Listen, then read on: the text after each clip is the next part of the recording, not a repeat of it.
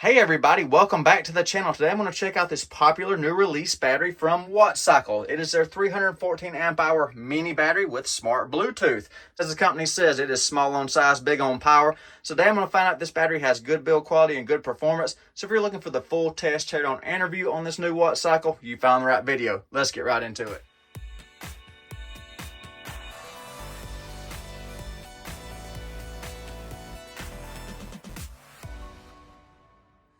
So before I begin the capacity test on the WattCycle 314 Mini, I'm going to charge it up, top it off again. It's been about 18 to 20 hours since I charged it last, still holding 13.57 volts.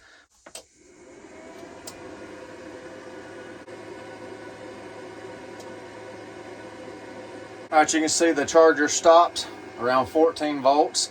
Wouldn't go any higher. Same thing it did on the last cycles. There's a cell that's higher than the rest, and it's going off on cell over voltage protection. As you can see, the charging FETs are disabled right here. So this battery is rated at 314 amp hours. The goal of the capacity test is 4,019.2 watt hours or better. So I've got the WattCycle 314 connected to the capacity test rig, the same setup I always use, little alpha inverter, energy monitoring shunt, and meter. So you can see the shot from a minute ago was around 13.5, 13.6. So just connecting it to a minuscule load of a little display right there, the voltage dropped down to 13.29 at the battery terminals. And the Bluetooth is still showing 13.7, so the pack should be at 13.7, but the output out of the board is at 13.29. But I'm going to go under the assumption that this BMS is WattCycle's own self-developed BMS, and this 314 is probably similar to some of their other smart Bluetooth BMSs. I would imagine this voltage will jump up to about 13.5 or so once I apply the load. Their BMSs operate a little differently than others on the market, so I'm going to turn the inverter on now. We're going to see what happens. So I'll turn the inverter on first, let it stabilize, and then I'll apply the load and see if this voltage will pick back up. You can see just that little 5 watt load dropped it down to 13.14. Now I'm going to apply the load, which is that same charger I was using a minute ago. I'm just charging back to another battery. So I'll let the load pick up and we will see what the voltage does on this WattCycle. So here goes the load. Watch this voltage. Did you see it jump back up, 13.72? Yeah, they operate a little bit differently.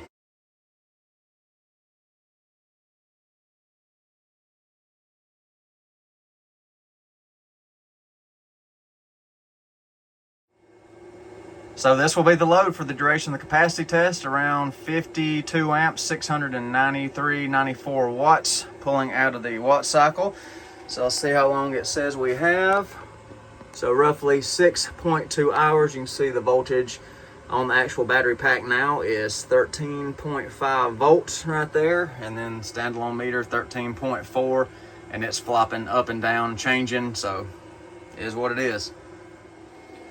So I want to go over a few things on the app while the battery's doing its capacity pull.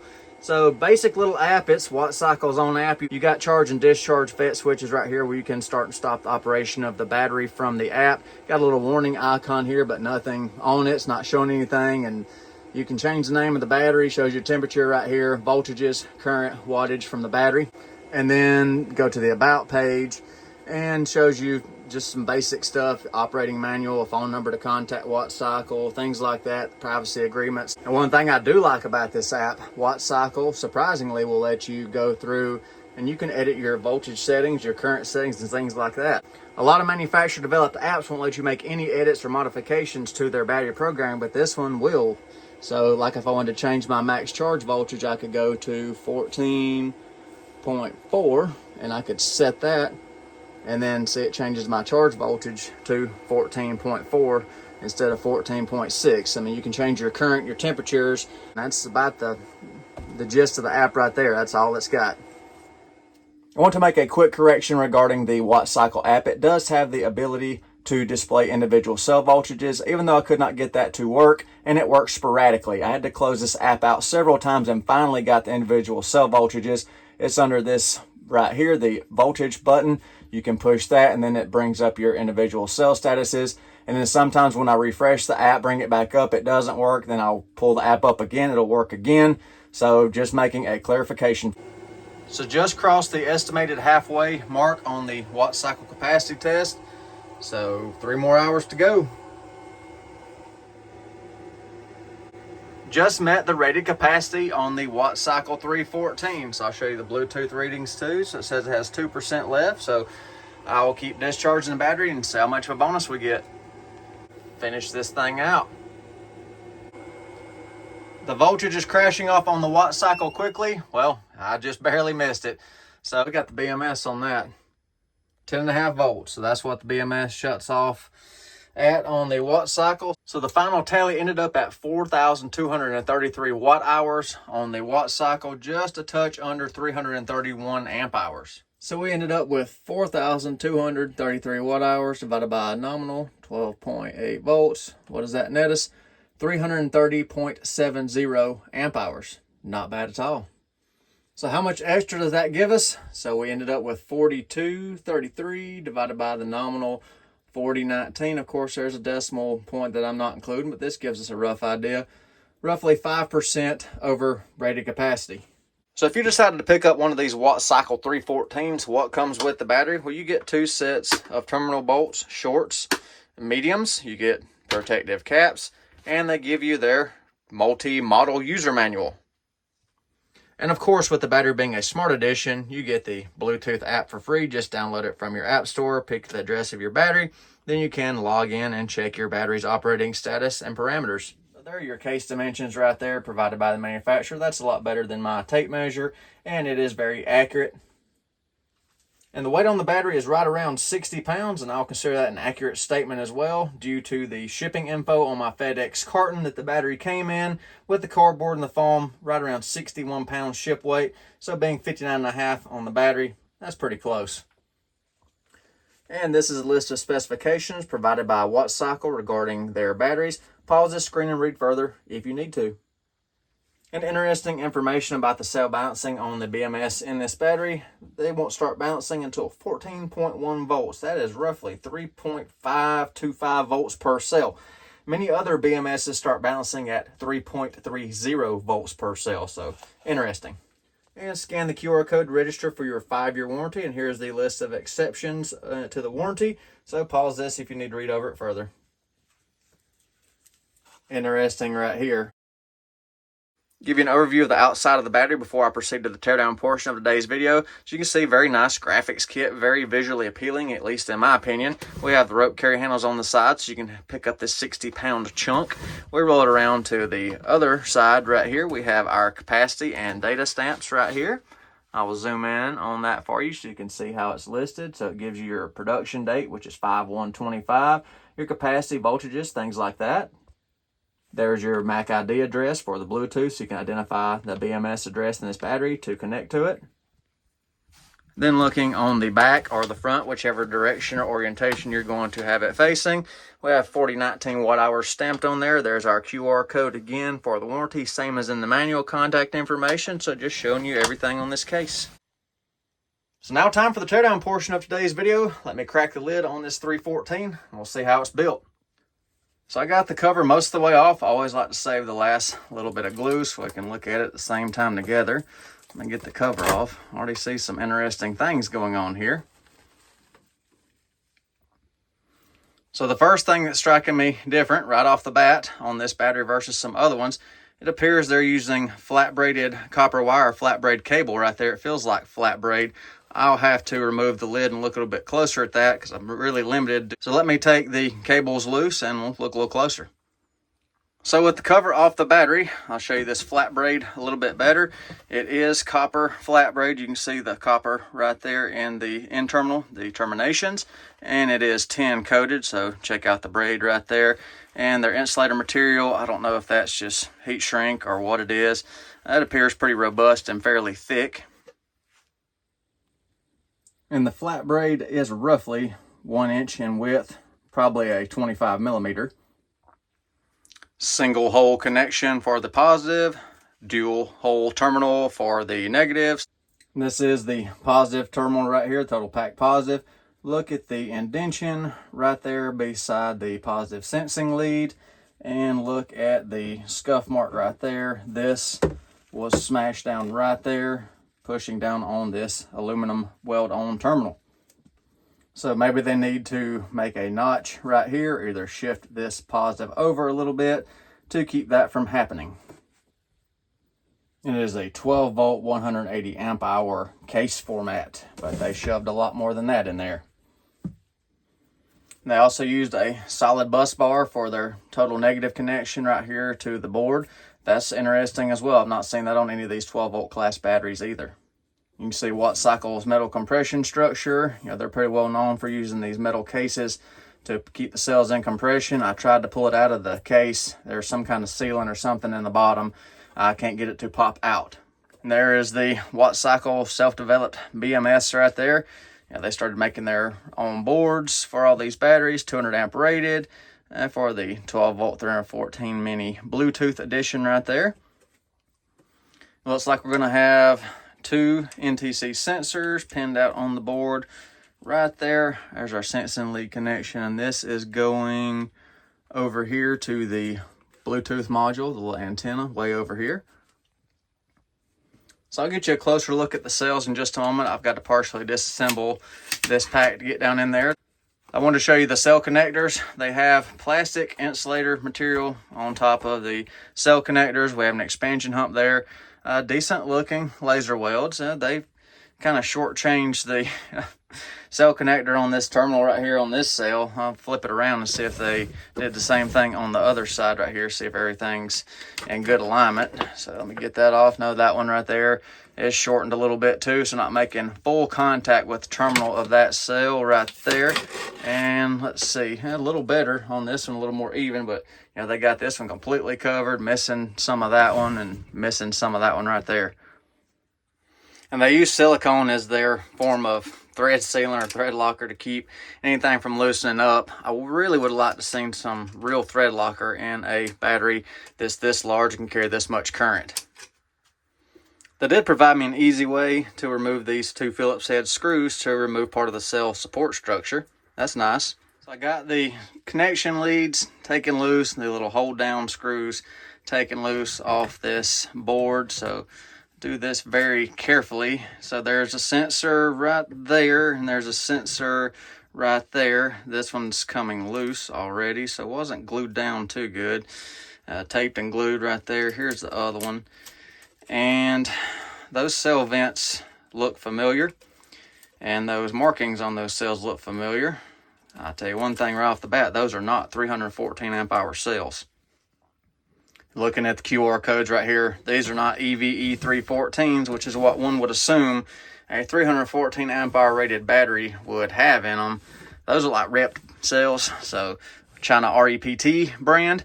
I'll scan them in a minute for you, but let's talk about this board and this separator right here. You can see the standoff for the BMS, nice thick steel plate, plenty of room going over the cell reliefs right there, so if anything was to ever happen, the cell could vent.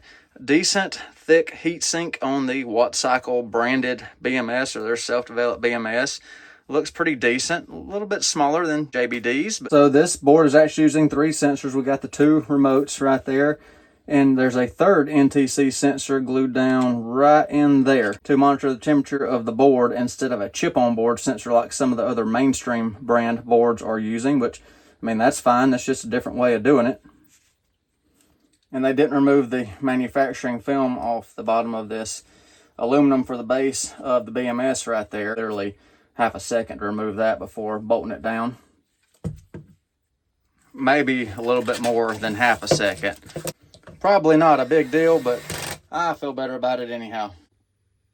I'm going to put this code right here through my scanner off of this cell. So there is the cell number I'll be using for your reference. You can look it up on your own as well.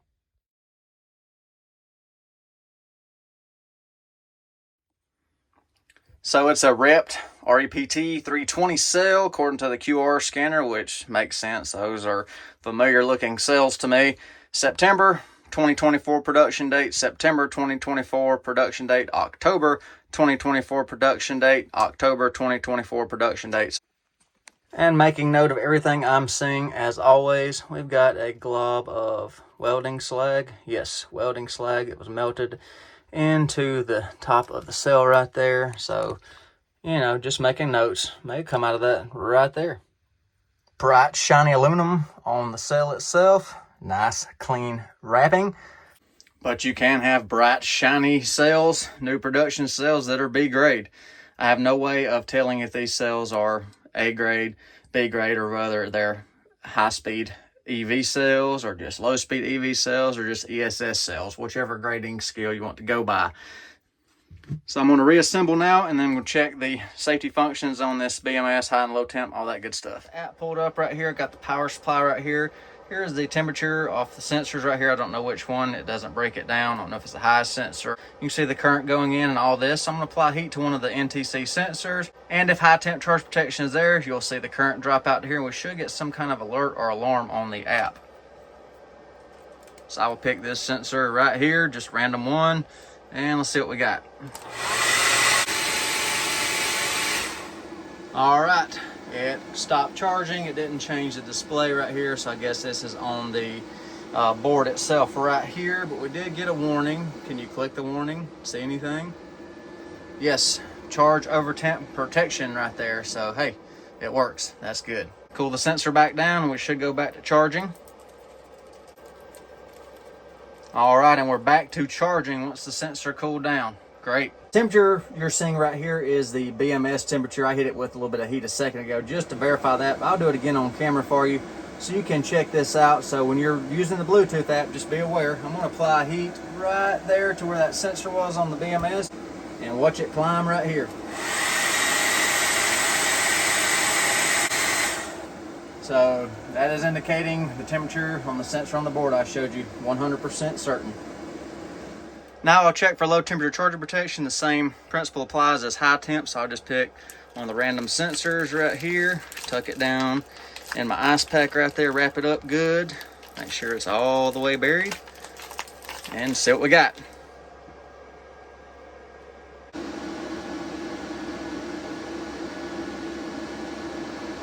We have functioning low temp charge protection.